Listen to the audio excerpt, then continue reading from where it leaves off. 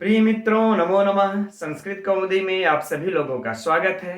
मित्रों, हम लोग जो लघु सिद्धांत कौमुदी के अनुसार समास प्रकरण का अध्ययन कर रहे हैं, आइए उस अध्ययन को क्रम से आगे बढ़ाते हैं और आज की कक्षा का अध्ययन का प्रारंभ इस षष्ठी सूत्र से करते हैं, क्योंकि कल की कक्षा में हम लोग पंचम्याह स्तोका दिव्य सूत्र तक अध्ययन किए थे और अब अगला सूत्र यह है। तो आप लोग अपनी नोट्स, अपनी पुस्तक लेकर के बैठ जाइए। आइए अध्ययन प्रारंभ करते हैं। तो सर्वप्रथम देखते हैं मित्रों, यह कैसा सूत्र है? तो विधि सूत्र है। ठीक है, विधान करता है। किसका विधान करता है? तो समास का विधान करता है। तो नित्य करता है कि विकल्प से करता है मित्रों? तो यह क्या होगा? विकल्प से समास का विधान करता है। एक बार करेगा, एक बार नहीं करेगा। ठीक, अब प्रश्न यह उठता है कि किनके किनके बीच में समास का विधान करता है।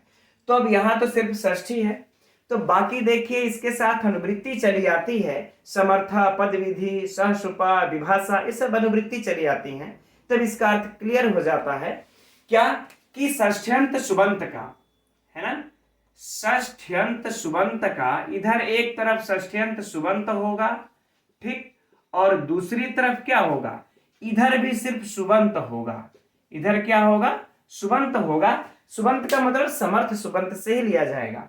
तो इन दोनों का विकल्प से समास हो जाता है, अर्थात षष्ठ्यंत सुबंत का समर्थ सुबंत के साथ विकल्प से समास होता है और वह समास षष्ठी तत्पुरुष समास कहा जाता है। ठीक, चलिए अब इसका उदाहरण जो देखा जाता है, सबसे फेमस उदाहरण है वह क्या है? राजपुरुष, है ना। अब आइए हम लोग इसकी सिद्धि को भी देख लेते हैं, इसके विग्रह को देख लेते हैं। राजपुरुष, इसका लौकिक विग्रह क्या हो जाएगा मित्रों? राज्ञः पुरुषः। ये रहा लौकिक विग्रह। ठीक, आप सभी लोग इसको जानते होंगे। अब इसका जो अलौकिक विग्रह हो जाएगा वह क्या हो जाएगा? राजन गस, ठीक, धन पुरुष सु, पुरुष सु। ठीक, चूंकि राज्ञा में षष्ठी है तो राजन गस हो जाएगा। गस षष्ठी में, पुरुष में प्रथमा विभक्ति एक वचन है तो प्रथमा विभक्ति एक वचन में सु हो जाएगा। ठीक, अब देखिए यहां पर षष्ठ्यंत सुबंत आया है। अब हम लोग थोड़ा सा यह भी देख लेते हैं कि क्या इसके नियम को यहां पर लागू हो रहा है कि नहीं हो रहा है। तो देखिए यहां पर यह राजन गस, इसमें कौन सी विभक्ति है? षष्ठी। यह सुबंत कैसा है? षष्ठ्यंत सुबंत है। अब इधर देखिए कैसा सुबंत है? यह भी समर्थ सुबंत है, पुरुषु। तो इसका इस षष्ठी सूत्र से समास हो जाएगा। यही परीक्षा के लिए आप लोगों का प्रश्न आ जाता है कि अगर राजन गस चाहे राज्ञा पुरुष में किस सूत्र से समास हुआ है? तो षष्ठी सूत्र से समास हुआ है। इस सूत्र से जब इसका समास हो जाएगा तो थोड़ी सी हम लोग यहां पर इसकी एक बार एक दृष्टि सिद्धि पर डाल लेते हैं, है ना। राजन गस पुरुषु, अब किसकी इसमें किसको पूर्व में रखा जाएगा? तो जिसकी उपसर्जन संज्ञा होगी उसको पूर्व में रख दिया जाएगा। अब बात होगी उपसर्जन संज्ञा किसकी होगी? जो सूत्र में प्रथमा से निर्दिष्ट होगा। तो सूत्र में प्रथमा से जो निर्दिष्ट है वह है षष्ठी। अब इसमें देख लिया जाए षष्ठी कौन है? तो राजन गस, यह षष्ठी है तो इसकी प्रथमा निर्दिष्टम उपसर्जनम से कौन संज्ञा हो जाएगी? उपसर्जन संज्ञा।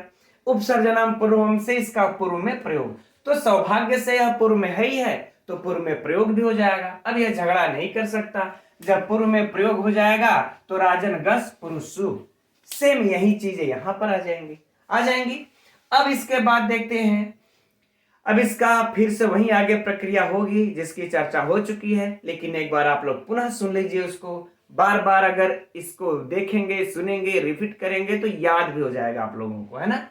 अब इसके बाद उपसर्जन संज्ञा होने पर, पूर्व प्रयोग होने पर कृत तद्धित समासास्य सूत्र से इसका क्या हो जाएगा? बार बार इसका हम लोग चर्चा करते रहे। कृत तद्धित समासास्य सूत्र से इसकी प्रातिपदिक संज्ञा हो जाएगी। फिर इसके बाद सुपो धातु प्रातिपदिकयोः सूत्र से इसका लोप हो जाएगा। किसका? इस गस और सु का। और जब गस और सु का लोप हो जाएगा तो क्या बचेगा? राजन, है ना, राजन धन पुरुष, यह हम लोगों का बच जाएगा क्योंकि अब यह लोप हो गया। अब इसके बाद जब राजन पुरुष बचेगा, तो इसके न का लोप होगा, है ना। इसके न का लोप किस सूत्र से होगा? तो मित्रों एक सूत्र आता है प्रत्यय लोपे, प्रत्यय लोपे, है ना, इसको ध्यान में रखिएगा, प्रत्यय लोपे प्रत्यय लक्षणम, ठीक, प्रत्यय लक्षणम। अब आप लोगों को विद्वता के लिए पूछा जा सकता है कि भाई यहां पर जब राजन घस राजन पुरुष बनता है तो राजपुरुषा कैसे सिद्ध होता है, न का किस सूत्र से लोप होता है? तो देखिए एक होता है प्रत्यय लोपे प्रत्यय लक्षण सूत्र है। यह कहता है कि प्रत्यय का लोप होने पर, प्रत्यय का लोप होने पर भी उसके संबंधित जो कार्य है वह होते रहते हैं। तो जब उसके संबंधित जो कार्य होंगे तो वह होंगे, तब इसके बाद एक सूत्र आ जाता है न लोपः प्रातिपदिकान्तस्य, न लोपः प्रातिपदिकान्तस्य। इस सूत्र से क्या करेगा? न का लोप हो जाएगा, है ना, इस न का लोप। तो इस न का जब लोप हो जाएगा अर्थात यहां पे जो राजन में न है इसका लोप होकर के क्या हो जाएगा? राज, फिर क्या है? पुरुष, तो हो जाएगा राज पुरुष। आ गई बातें समझ में? सिद्ध हो गया। अब इसके बाद हम क्या करेंगे? यहां पर इसका एक देश विकृत मनन्यवत सूत्र से इसकी प्रातिपदिक संज्ञा क्षुण्य बनी रहती है। तब हम जो है इसको पुल्लिंग में प्रथमा विभक्ति के एक वचन के लिए लगाने के लिए हम सुआद की उत्पत्ति कर देंगे। सु की उत्पत्ति कर दिए, है ना। उकार का इसमें जो उपदेश है उसका लोप हो जाता है, स बचता है। उस स को जो है कि रुत्व आदेश हो जाता है, रुत्व को विसर्ग आदेश हो जाता है, विसर्ग आदेश होकर के राज पुरुषः बन जाता है, ठीक। बाकी यहां से तक की प्रक्रिया तो आप लोग जानते ही हैं, चर्चा भी हो चुकी है ना, कि स का स जो सो रू से रू आदेश होगा, रू को खर वसानियों से विसर्ग आदेश होगा और फिर राजपुरुष ही बन जाएगा, ठीक है मित्रों। इसी तरह से इसके कुछ अन्य भी उदाहरण हैं, उनकी भी चर्चा हम लोग कर लेंगे। लेकिन एक चीज यहाँ पर हम लोगों को ध्यान देने वाली योग्य बात है कि लघु सिद्धांत कौमुदी में वरदराजाचार्य जी ने बड़ा संक्षेप रूप में ही समास का प्रयोग किए हैं षष्ठी सूत्र को लेकर के, ठीक है ना। चूंकि अब यहाँ पर सोचिए कि यहाँ पर जो हम लोगों ने कहा कि षष्ठ्यंत सुबंत का सुबंत के साथ समास हो जाता है, समर्थ सुबंत के साथ, तो जरा सोचिए कहीं भी अगर षष्ठी अगर सुबंत अगर दिखाई पड़ जाएगा तो क्या इधर कोई भी सुबंत रहेगा तो समास हो जाएगा? नहीं होगा। जैसे कि एक सूत्र है न निर्धारणे, है ना, जो यह आगे अष्टाध्यायी में कहते हैं कि न निर्धारणे, कि जब निर्धारण का अर्थ होगा तब वहां पर षष्ठी समास नहीं करेंगे। जैसे हम लोग जब कहते हैं नृणाम ब्राह्मण श्रेष्ठ, ठीक है, आइए उसको हम एक बार लिख भी देते हैं।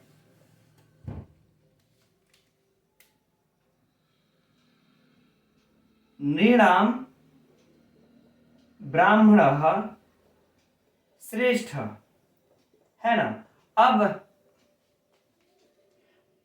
अब बताइए आप लोग, नृणाम यहां पर तो षष्ठी है, यह षष्ठ्यंत है ना, षष्ठ्यंत सुबंत है। अब ब्राह्मण देखिए यह भी सुबंत है, तो इस षष्ठ्यंत सुबंत का क्या इसके साथ हम लोग समास कर देंगे? नहीं करेंगे। क्यों नहीं करते हैं? अगर कर देते हैं तो अशुद्ध हो जाता है, क्योंकि महर्षि पाणिनि ने अपने अष्टाध्यायी में 2:1-10 पर लिखे हैं कि न निर्धारणे, यह सूत्र एक लिखते हैं न निर्धारणे, कि यदि निर्धारण का अर्थ होगा तो फिर उसमें आप षष्ठी समास नहीं कर सकते।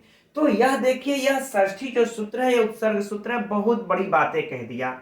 इस तरह से जरा सोचिए आप लोग, जहां कहीं भी षष्ठी अंत सुबंत आएगा उसके बाद समर्थ सुबंत आएगा तो हर जगह ये समास कर देंगे। लेकिन इसके बाद बहुत कहते हैं बहुत सूत्र है। ये एक है ये त्रिजकाभ्याम कर्तरी है और याचकादाभिश्च है, ठीक है ना, एक कर्मणि च है, अधिकरण वाचिना च है। बहुत ऐसे सूत्र हैं जहां पर कि षष्ठ्यंत सुबंत का सुबंत के साथ निषेध कर दिया जाता है, ठीक। तो इस चीज को हम लोग सिर्फ जानकारी के लिए याद रखेंगे। अब आइए इसके कुछ अन्य उदाहरणों को भी हम बता देते हैं आप लोगों को। के कुछ अन्य परीक्षा उपयोगी उदाहरणों को देख लेते हैं। जैसे देखिए आत्मज्ञानम आत्मनो ज्ञानम, है ना, षष्ठी तत्पुरुष, ये लौकिक विग्रह है। आत्मा का ज्ञान। ब्रह्म विचारः ब्रह्मणो विचारः, ब्रह्म का विचार। मनोविकारः मनसो विकारः, मन का विकार। नृपति नृणामपति, इसी प्रकार से हो जाएगा भूपति है भुवपति। ठीक है, सत्संगति ही सताम संगति। ठीक, इस प्रकार से अन्य भी उदाहरण है, आप लोग जानते ही होंगे, ये सब महत्वपूर्ण है। ठीक है, अब आइए हम लोग अगला सूत्र देखते हैं। तो अगला सूत्र है मित्रों अब पूर्वापराधरोत्तरम एक देशी नैकाधिकरणे। यह सूत्र महत्वपूर्ण है मित्रों, और इसमें थोड़ी सी सूक्ष्मता है, तो जरा हम लोग इसको ध्यान से देखेंगे। आइए देखते हैं। तो सर्वप्रथम देखते हैं यह कैसा सूत्र है। तो विधि सूत्र है, विधान करता है। तो किसका विधान करता है? यह भी समास का विधान करता है और विकल्प से विधान करता है। ठीक, स्पष्ट हो गया। अब होगा कि किस कंडीशन में, किस सिचुएशन में विकल्प से समास करता है। तो अभी सूत्र में चलते हैं। तो देखिए, कह रहे हैं कि पूर्व अपर अधर उत्तर। हम लोग थोड़ा सा अलग अलग करके पढ़ लेते हैं, विच्छेद करके।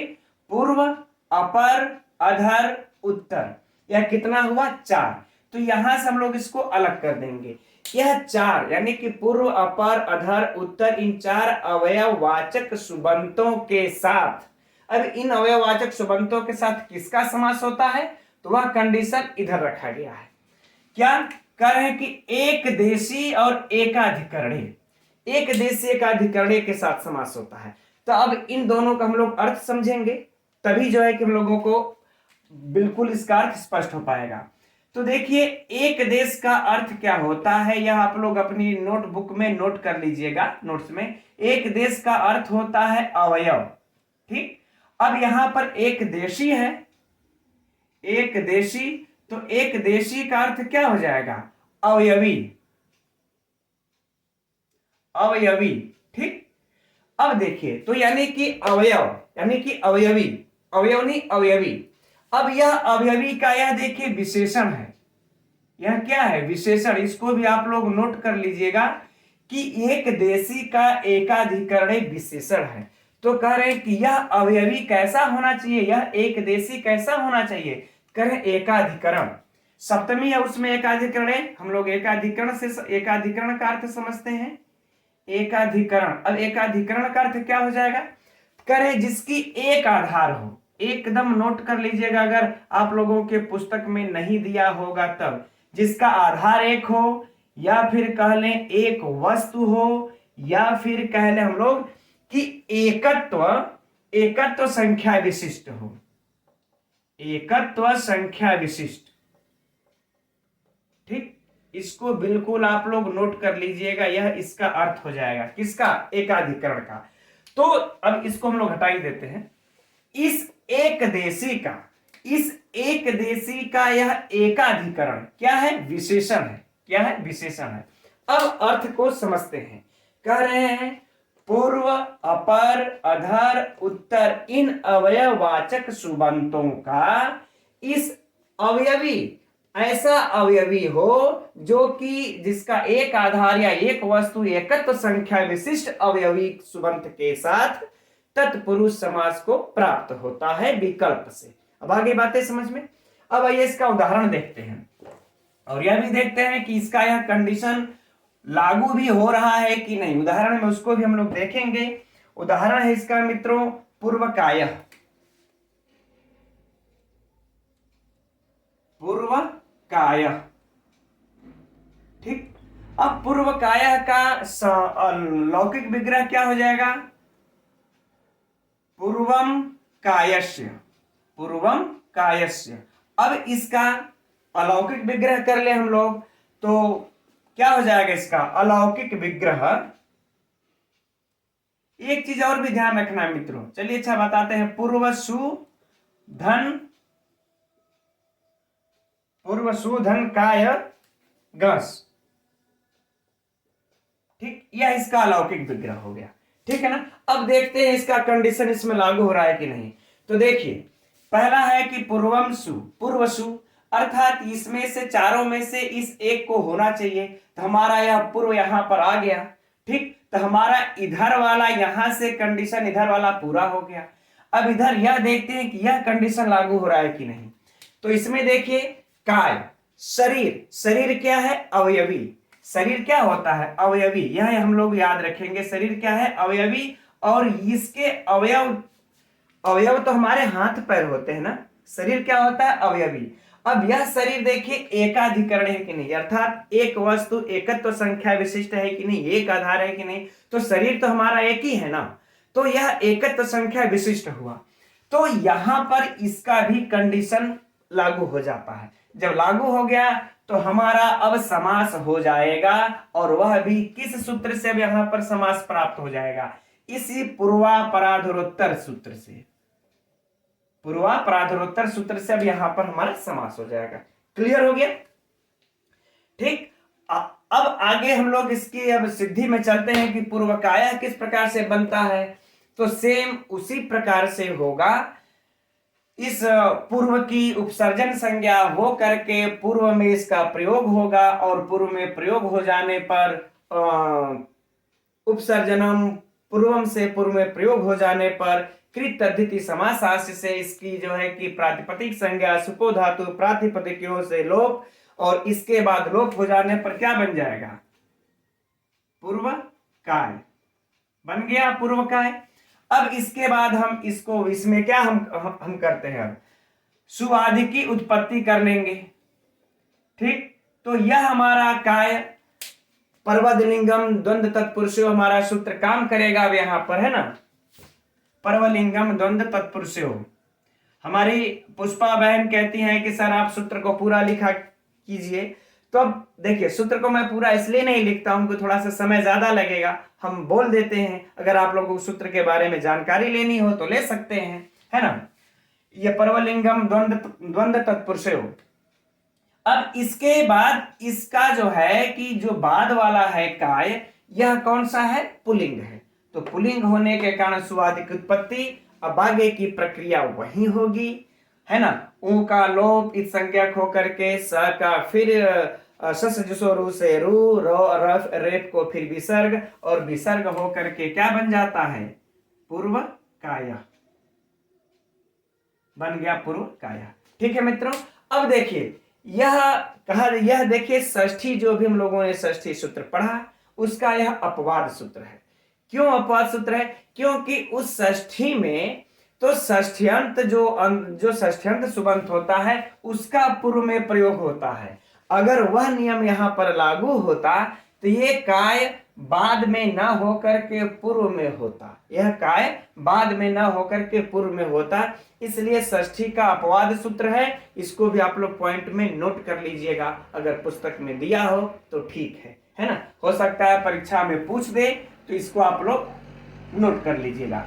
अब देखिए यह जो कंडीशन दिखाया है कि एक देशी एकाधिकरण है, इसके प्रत्युदाहरण में अब देते हैं कि जैसे देखिए इसका प्रत्युदाहरण भी हम लोग देख लेते हैं कि पूर्व छात्राणाम,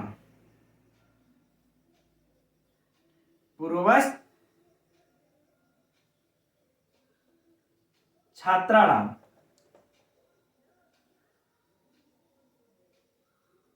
अब यहां पर देखिए, यहां पर अब जो है कि समास इस सूत्र से होगा कि नहीं होगा? तो नहीं होगा, क्योंकि देखिए पूर्व तो या वाला सुबंत तो आया तो है, लेकिन यहां के बाद जो छात्रा नाम आया है, तो यानी छात्रों का समूह, तो ये देखिए समूह है। यह एकत्व विशिष्ट संख्यावाचक शब्द नहीं है छात्रा नाम। यह जो अवयवी इधर आया है ये तो अवयव हुआ, इधर के बाद में जो आया है वह एक एकाधिकरणे न होकर के, यह एकत्व संख्या विशिष्टत्व न होकर के यह अनेक छात्रों का समूह है। इसलिए यहां पर इस सूत्र से समास नहीं होगा। इसलिए इनको कहना पड़ा कि जो अवयवी होगा वह एकाधिकरण होना चाहिए। ठीक, अब अगला उदाहरण देते हैं, प्रत्युदाहरण कि एक देशी इन्होंने क्यों कहा। तो एक देशी के प्रत्युदाहरण में यहां पर आप लोगों के पुस्तक में संभव हो कि ये दिया हो मित्रों, लेकिन इसका जो होगा देख लीजिएगा आप लोग, पूर्वम नाभे कायस्य। ठीक, अर्थात कहने का भाव है कि नाभि से पूर्व शरीर का आधा भाग, नाभि से पूर्व शरीर का आधा भाग। तो जो यहाँ पर नाभि बताया गया है यह क्या अवयवी है? यह नाभि अवयवी तो है नहीं, हमारे शरीर का एक अवयव है। इसलिए इसको अवयव होने के कारण इस अवयव का इस पूर्वम के साथ, इस सुबंत के साथ जो अवयववाचक सुबंत है इसके साथ अब समास नहीं होगा। आगे बात स्पष्ट में ना? तो इसीलिए यह दो बात बोले कि एक देशी और एकाधिकरण, यह दोनों जब कंडीशन रहेगा तभी यह पूर्व काया बनेगा। और इधर भी कंडीशन रखे हैं कि पूर्व, अपर, अधर, उत्तर होना चाहिए। ये नहीं कि दक्षिणों कर दें, हम दक्षिण कर दें, पश्चिम कर दें, ऐसा भी नहीं होना चाहिए। यही चार होने चाहिए। दक्षिण के साथ इसका समास नहीं होगा। जैसे कि हम लोग अगर लिख देते हैं कि दक्षिणम कायस्य, अब यहां पर देखिए दक्षिणम कायस्य, अब यहां पर भी हम इसका समास नहीं कर सकते, है ना, क्योंकि यह दक्षिण शब्द इसमें है ही नहीं। तो इन्हीं चार का इस एक देशी एकाधिकरण वाचक अवयवियों के साथ इस सुबंत के साथ समास होगा। अब तो आप लोगों के समझ में आ गया होगा। अब हम लोग इसके अन्य भी उदाहरण को देखेंगे, लेकिन सबसे पहले इसमें जो परीक्षा के लिए जो प्रश्न बनता है उसको सुन लेते, उसको एक बार दृष्टि डाल लेते हैं। तो देखिए सर्वप्रथम होगा कि पूर्वम काया में किस सूत्र से समास हुआ है। तो पूर्वम काया में इस पूर्वा, ये जो मैंने लिखा है पूर्वापराधोत्तर, इसी सूत्र से समास हुआ है। इसका लौकिक विग्रह क्या होगा? पूर्वम कायस्य। अलौकिक विग्रह पूर्वसु काय घस, दे दिया परीक्षा में, तो यह हो गया। अब देखिए इसमें अगर एक और भी हमने जो बताया भी कि यह सूत्र किसका अपवाद है, तो षष्ठी का अपवाद है, उसको भी आप लोग नोट कर लीजिएगा परीक्षा में। अगला प्रश्न है एक देशी का अर्थ क्या होता है? तो अवयवी। एकाधिकरण का अर्थ क्या होता है? तो एकत्व संख्या विशिष्ट, या फिर एक अधिकरण कह लें, या फिर एक वस्तु कह लें, ठीक है ना। इतने इसमें से परीक्षा में प्रश्न पूछे जाएंगे। अगर आपने इतना अध्ययन कर लिया तो इससे बाहर बिल्कुल नहीं पूछेगा, ठीक है मित्रों। अब इसके हम लोग अगले इन तीनों के उदाहरणों को देखते हैं। ये रहा शेष उदाहरण मित्रों। अपर का देखते हैं अब। अपरः कायः, अपरम कायस्य, अर्थात शरीर का पिछला आधा भाग, ठीक। अधर का दिया है, अधरः कायः, अधरम कायस्य। हो सकता है आप लोगों को पुस्तक में न दिया हो तो नोट कर लीजिएगा। अधरम कायस्य, शरीर का आधा निचला भाग, नीचे का आधा भाग। उत्तराहणः, उत्तरोहण अर्थात दिन का पिछला आधा भाग, ठीक है। और बाकी अब इनमें से अगर परीक्षा में प्रश्न पूछता है तो बस किस सूत्र से समास हुआ है तो हम लोग यही लगाएंगे। और जो है कि ये लौकिक विग्रह से भी पूछे तो यह लगाएंगे, ठीक है। अब यह तो क्लियर हो गया। अब चलिए अगला सूत्र देखते हैं, वह भी बहुत महत्वपूर्ण सूत्र है। अगला सूत्र है मित्रों अर्धम नपुंसकस्य। यह भी सूत्र थोड़ा सा गूढ़ है, तो आइए देखते हैं। इसका सबसे पहले देखते हैं कि यह कैसा सूत्र है। तो वही बात है मित्रों, यह भी विधि सूत्र है, समास का विधान करता है, और यह भी विकल्प से ही समास का विधान करता है। यह कंडीशन में, किस कंडीशन में करता है, तब सूत्र में चलते हैं। करें अर्धम नपुंसकस्य। अर्धम का अर्थ होगा आधा आधा, अर्थात 50-50, बिल्कुल समान भाग। और यह अर्धम शब्द नित्य नपुंसकस्य अर्थात नित्य नपुंसक लिंग में होना चाहिए। महर्षि पाणिनि ने ऐसा क्यों लिखे? क्योंकि देखिए यदि यह अर्धम शब्द यदि अंशतः के अर्थ में प्रयोग होता है जब, या भाग अर्थ में, तो यह पुल्लिंग नपुंसक लिंग दोनों में इसका प्रयोग हो जाता है। तो इसलिए कहे कि नहीं, यह अर्धम शब्द जब नित्य नपुंसक लिंग होगा तभी, अगर वह पुल्लिंग नपुंसक दोनों में प्रयोग होने वाला रहेगा तो नहीं, इसको नित्य नपुंसक लिंग होना चाहिए। तो ऐसे सुबंत का, ठीक, ऐसे सुबंत का किस सुबंत के साथ, तो यहां तक अलग कर देते हैं। पूरा अर्थ लेने के लिए हम लोग पूर्व वाले सूत्र में एक देशी नैकाधिकरण पर चलते हैं। ऐसे सुबंत का एक देश अधिकरण सुबंत के साथ विकल्प से समास को प्राप्त होता है, और वह समास तत्पुरुष समास कहलाता है। अब आइए इसका उदाहरण देख लेते हैं मित्रों, है ना। अर्ध पिपली, अर्ध पिपली अर्थात पीपर का आधा भाग। लौकिक विग्रह क्या होगा इसका? अर्धम पिपल्या, अर्धम पिपल्या अर्थात पीपर का ठीक ठीक आधा भाग। अब इसका अलौकिक विग्रह देख लेते हैं।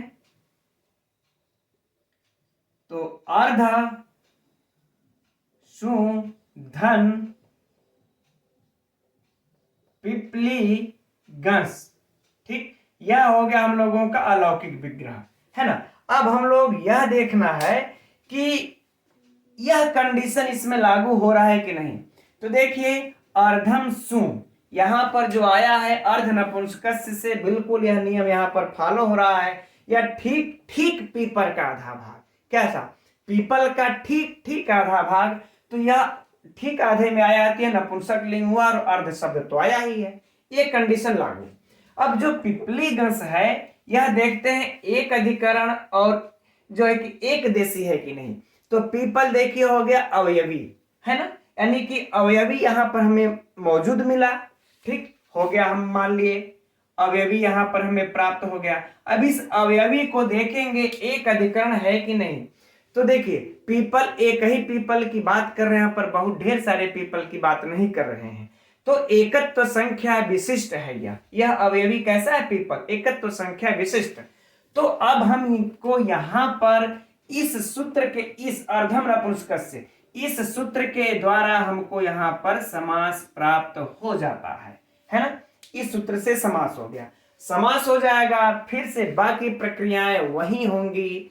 इसकी उपसर्जन संज्ञा अर्ध की, इसका पूर्व में प्रयोग कृत तद्धित समासास्य से, प्रातिपदिक संज्ञा सुपो धातु से इसका लोप, और लोप हो करके क्या हो जाएगा, अर्ध पिपली, ठीक, अर्ध पिपली। इसके बाद हम सु आदि की उत्पत्ति कर देंगे। जब सु आदि की उत्पत्ति कर देंगे तो मित्रों यहां पर एक सूत्र आ जाता है, हलंग्या बभ्यो, हलंग्या बभ्यो दीर्घात, है ना, दीर्घात श्रुति श्रुतिस्य प्रिक्तम हल, ठीक है। यह क्या कहता है ना, यह क्या कहता है कि यदि हल के बाद कोई दीर्घ हो, और कैसे हल के बाद करें कि इकार हल के बाद इकार हो, है ना, ये कंडीशन कहते हैं। हल के बाद यदि दीर्घ हो, दीर्घ में कौन, इकार हो या आकार हो, तो इसके सु का लोप कर देगा। तो यह क्या कर दिया, सूत्र लोप कर दिया। जब लोप कर दिया तो सिर्फ क्या बच जाएगा हमारा, अर्ध पिपली, राइट, ये हो गया हमारा, है ना। अब देखिए इसमें से पहले हम लोग और भी इसका जो निषेध करके और भी इसका विवेचन करते हैं हम लोग, लेकिन पहले परीक्षा उपयोगी प्रश्न को देख लेते हैं। अर्ध पिपली में किस सूत्र से समास हुआ है, तो अर्धम नपुंसक से मारेंगे, पूर्वापरार्ध को नहीं लगाएंगे। विकल्प में मित्रों यह भी देगा, ठीक, तो किससे समास होगा, इससे होगा इसमें, ठीक। अगला प्रश्न, लौकिक विग्रह अर्धम पिपल्या, अलौकिक विग्रह अर्ध सु पिपली गंस, ठीक। और यह लोप वाली जो बातें हैं यह नहीं पूछेगा परीक्षा में, इसलिए इसे तो सिर्फ आप लोगों की जानकारी के लिए मैंने बता दिया। अब इसमें देखिए कह रहे हैं, इसके प्रति उदाहरण को एक दो हम लोग समझ लेते हैं, फिर इसी प्रकार से अन्य भी उदाहरण को हम लोग देख लेंगे। तो यहां पर अगर आप लोगों से मित्रों थोड़ा सा हो सकता है परीक्षा में आप लोगों को उलझाए, तो ध्यान देने योग्य बात है जो अब हम बता रहे हैं आप लोगों को। जैसे देखिए आ जाए ग्रामस्य अर्ध, इसको ध्यान से देखिएगा, ग्रामस्य अर्ध, है ना, इसका जो समास होगा क्या होगा, ग्रामार्ध,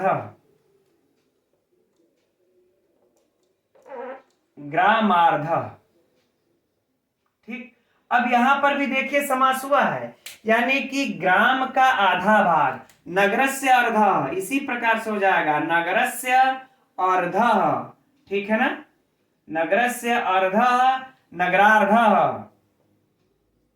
नगरार्ध, ठीक। यहां पर भी समास हुआ है, लेकिन यहां पर ग्राम का नगर का जो आधा भाग है यह जो अर्ध शब्द आया है ना यहाँ पर, यह दोनों आप लोगों को जो दिख रहा है, ये दोनों यहाँ पर ठीक ठीक आधे भाग अर्थ में नहीं आए हैं। जब ठीक ठीक आधे भाग में नहीं आए हैं तो यह दोनों क्या हो जाएंगे, पुल्लिंग भी हो सकते हैं। यानी इस जो अर्ध नपुंसकस्य का है, अर्ध शब्द तो आ गया ठीक है, लेकिन ये नित्य नपुंसक लिंग ये दोनों अर्ध नहीं है, क्योंकि नगर का आधा भाग, ग्रम का आधा भाग ये अंशतः भी स्वीकार्य है। जब अंशतः भी स्वीकार है तो इस सूत्र से यहाँ पर समास नहीं होगा। यहाँ पर तो समास आया हुआ है, समास हुआ है, लेकिन यह किससे होगा, जो हम लोगों ने पहला भी पूर्व में पढ़े थे, षष्ठी सूत्र से होगा यहाँ पर समास। तो यदि परीक्षा में आप लोगों को ग्रामार्ध दे करके पूछ देगा ना, तो आप लोग कंफ्यूज हो जाएंगे कि ग्रामार्ध में अर्ध शब्द आया है तो अर्ध नपुंसक, अर्धम नपुंसक से हुआ होगा, चाहे इससे हुआ होगा, षष्ठी पर ध्यान ही नहीं जाएगा। तो यहाँ पर याद रहे ग्रामार्ध नगरार्ध में षष्ठी से समास हुआ है। अगर ऐसे पूछा ना तो अच्छे अच्छे लोग कंफ्यूज हो जाएंगे। तो ये आप लोगों को ध्यान रख लेना, एकदम बिल्कुल नोट कर लीजिएगा अपने नोट्स में, किताब में नहीं मिलेगा। अब आगे देखिए है कि यह एक देशी अनेक देशी वाला, तो यद्यपि हम लोगों ने वह प्रति उदाहरण पहले भी देख चुके हैं, लेकिन देखिए यहां पर भी हम बता दे रहे हैं आप लोगों को, अर्ध पशु, पशु तो देवदत्तस्य, देवदत्तस्य, ठीक। अब यहां पर देखिए, यहां पर भी वही कंडीशन है, अर्ध किस जो है कि इसका क्या हो जाएगा हिंदी की, जो पशु का आधा भाग देवदत्त का है, पशु का आधा भाग देवदत्त का है, तो यहां पर अर्धम भी आधे अर्थ में आया है, लेकिन देवदत्त यहाँ पे जो ये देवदत्त है, यह देवदत्त अवयवी न होकर के क्या है, स्वामी है, स्वामी है, इसलिए ये वाला एक देशी वाला कंडीशन पूरा ही नहीं हो रहा है, इसलिए फिर हमको यहां से इस पे समास नहीं होगा। ठीक उसी तरह से एक चीज और भी समझिए कि जब हम लोग अर्धम, अर्धम यदि पिपली नाम कर देंगे, पिपली नाम, ठीक, ये हो गया अर्धम पिपली नाम, तो यहां पर भी देखिए मित्रों, जो यह पिपली नाम आया है, यह एकाधिकरण यानी एकत्व संख्या विशिष्ट नहीं है, यह कैसा है, बहुत्व संख्या विशिष्ट है, बहुत्व संख्या विशिष्ट है ये, ठीक। तो जब बहुत्व संख्या विशिष्ट है यह, तो यहां पर भी समास नहीं होगा, क्योंकि यह एकत्व संख्या विशिष्ट होना चाहिए। अर्धम शब्द तो यहां पर भी आया है, जबकि पिपली यहां पर हम लोगों ने भी उदाहरण देखा था, तो पिपली शब्द वहां भी था, अर्ध पिपली, तो वहां समास हो गया, क्योंकि यहां वहां पर पीपल एक ही था, यहां पर पिपली नाम बहुत सारे पीपल हैं, बहुत संख्या विशिष्ट है, तो फिर यहां पर अब समास नहीं होगा। तो हम लोगों को ये सारे कंडीशन याद रख लेने हैं कि ये सिर्फ अर्ध रहने से ही समास हम लोगों को नहीं कर देना है। तो जब हम लोग इस तरह से मित्रों यदि अध्ययन किए हैं तो परीक्षा में पूछने दीजिए ना, कैसे घुमा करके पूछेगा, गलत नहीं होने के चांस होते हैं, ठीक है। तो अब यह परीक्षा की दृष्टि से समझ ही लिए। चलिए अब हम लोग आगे का उदाहरण, अगला सूत्र देखते हैं। अगला सूत्र है मित्रों सप्तमी सौंडही, है ना, सरल सा सूत्र है ये। देखते हैं यह कैसा सूत्र है, तो देखिए विधि सूत्र है, ठीक। किसका विधान करता है, समास का विधान करता है, और वह भी विकल्प से पूर्ववत की भांति, अर्थात आज हम लोग जितने सूत्र भी तक पढ़े सब के सब विधि सूत्र ही थे, है ना। अब कंडीशन इसका क्या है मित्रों, तो कह रहा है सप्तमी अर्थात सप्तम्यंत सुबंत का सौंडही, सौंड आदि सुबंत के साथ सप्त विकल्प से तत्पुरुष समास होता है, ठीक। आइए अब इसका उदाहरण देखते हैं। अक्ष सौंडः, अक्ष सौंडः, ठीक। लौकिक विग्रह अक्षेषु सौंडः, ठीक। अब यह चूंकि इसमें सप्तमी है तब इसका अलौकिक विग्रह देख लेते हैं अक्षेषु सौंडः का, तो अक्ष सुप हो जाएगा, सप्तमी है तो वो भी बहुवचन, तो अक्ष सुप, धन सौंड सु, सौंड सु, ये हम लोगों का हो गया अलौकिक विग्रह। अब देखना है कंडीशन, तो देखिए अक्षसुप है ना, तो ये अक्षेशु आया है, अक्षेशु हम लोगों का सप्तमी है, कैसा है, यह सप्तमी है, सप्तम्यंत है, तो सप्तमी से सप्तम्यंत सुबंत का, तो ये सप्तम्यंत सुबंत हम लोगों के यहाँ पर प्राप्त हो जाता है अक्षसुप, तो एक कंडीशन पूरा। अब इधर है सौंड, तो इधर सौंड सु आ गया, तो दूसरा भी कंडीशन पूरा, तो दूसरा भी कंडीशन पूरा हो गया, तो किस सूत्र से समास हो जाएगा, सप्तमी, सप्तमी सौंडह सूत्र से अब यहां पर समास को प्राप्त हो जाएगा। समास को प्राप्त हो जाने पर बाकी प्रक्रिया से किस किस में उपसर्जन संज्ञा होगी, जो सूत्र में प्रथमा से निर्दिष्ट होगा। सूत्र में प्रथमा कौन है, सप्तमी है। अब इसमें सप्तमी कहाँ है, अक्षेश में सप्तमी है, तो इसकी उपसर्जन संज्ञा पूर्व में प्रयोग विभक्ति लोप क्या हो जाएगा, अक्ष सौंड, अक्ष सौंड। फिर क्या कर देंगे हम, सुआदि की उत्पत्ति कर देंगे, पर्वत लिंगम द्वंद्व तत्पुरुषो सूत्र से पर्वत जो बाद का लिंग होगा वही होगा, बाद का लिंग सौंड है, सु होगा, ठीक, पुलिंग, तो सु हो गया, तो क्या हो गया यहाँ पर फिर से वही सब लोप होकर के विसर्ग होकर के क्या बन जाएगा, अक्ष सौंड हो गया, बन गया, कोई समस्या नहीं, इसमें सरल सा है। अब इसमें परीक्षा में जो प्रश्न पूछेगा अब उस पर चर्चा कर लेते हैं, इस पर ज्यादा समय देने की कोई विशेष आवश्यकता नहीं है। अक्ष सौंडा, अक्ष सौंडा में किस सूत्र से समास हुआ, सप्तमी सौंडा, ठीक। लौकिक विग्रह अक्षेशु सौंडा, अलौकिक विग्रह अक्षसुप सौंड सु, ठीक है ना। अब बाकी इसमें और भी कोई विशेष प्रश्न नहीं बनता है, इतना ही है। अब हम लोग इसके अन्य उदाहरणों को भी जो परीक्षा उपयोगी है उसको भी देख लेते हैं। अब इसके अन्य उदाहरणों को देखने से पहले मित्रों हम लोग जो सौंड शब्द आया है, ये जो सौंड आदि, इस पर थोड़ी सी चर्चा कर लेते हैं कि सौंड आदि गण में जो पठित होंगे उन सभी का सप्तम्यंत सुबंत के साथ समास होगा। तो देखिए सौंड आदि गण में मैंने ये जो कुछ शब्द है मैंने लिखा है, जैसे सौंड है, धूर्त है, कीतव है, ब्याड है, प्रवीण है, संवीत है, अंतर है, अधि है, पटु है, पंडित है, कुशल है, चपल है, निपुण है इत्यादि, ये सब देखिए सौंड आदि गण में सारे शब्द पठित हैं। तो इन सभी सुबंतों का इस सप्तम्यंत के साथ समास होगा। अब देखिए इसमें से मैंने कुछ लिख रखा है, जैसे अक्ष कितवः है ना, अक्षेषु कितवः, ठीक। काव्य निपुणा, यहाँ पर देखिए निपुण आया है, तो काव्य निपुणा, काव्येषु निपुणः, तो यहां पर भी कौन सा समास हो जाएगा, इसी सप्तमी सौंडह सूत्र से ही समास होगा। आगे देखिए वाक चपला, यहां पर भी देखिए कहा गया चपल, चपल शब्द आया है, इस सौंडादि गण में पठित है, तो वाक चपला, वाचि चपला, इसका लौकिक विग्रह हो जाएगा, ठीक। अब है पटु, देखिए पटु शब्द भी आया है, तो व्यवहार पटु है ना, तो व्यवहारे पटु, व्यवहारे पटु। फिर देखिए यहां पर एक अधि शब्द भी आया है, तो ईश्वराधीना का क्या हो जाएगा, ईश्वरे अधि। यहां पर देखिए सप्तमी है, फिर इसके साथ ही सप्तम्यंत सुबंत ईश्वर, इसके साथ ही अधि आ गया, तो ईश्वरे अधि। अगर यहां पर आप लोगों को ईश्वराधीना दे दे, चाहे ईश्वरे अधि कुछ भी पूछे, तो ऐसा आप लोग दूसरे समास की तरफ मत आप जाइएगा, क्योंकि यह अधि शब्द, निपुण शब्द, चपल, पटु, ये सब सौंड आदि गण में पठित है। तो जब ये गण में पठित है तो इन सभी का सप्तम्यंत सुबंत के साथ समास होता है। इसी प्रकार से और भी बनता है गुहायाम संवीतः, जैसे संवीत है यहाँ पर गुहायाम संवीतः, और भी बन जाते मित्रों, तर्के कुशलः, तर्क कुशलः, कुशल का भी, पंडित का भी, ठीक है। तो ये रहा इसमें। अब बाकी परीक्षा में जो भी इसमें से सूत्र पूछे कि अरे समास पूछे किस सूत्र से समास हुआ है, तो सप्तमी सौंड है, और बाकी इसमें और कुछ ज्यादा नहीं रह गया मित्रों। तो चलिए अब अगला जो सूत्र है मित्रों वह है दिक् संघे संज्ञायाम। तो यह सूत्र थोड़ा सा विस्तृत चलेगा जब यह चलेगा, तो इसलिए आज की कक्षा में इसको यहीं तक रहने देते हैं।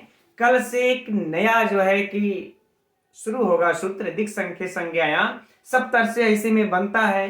बड़ा पूछा था एक बार झारखंड में, लोग बड़ा ही कंफ्यूज थे, ठीक। तो चलिए इस सूत्र को हम लोग कल से अध्ययन करते हैं, कल की कक्षा से। नमो नमः।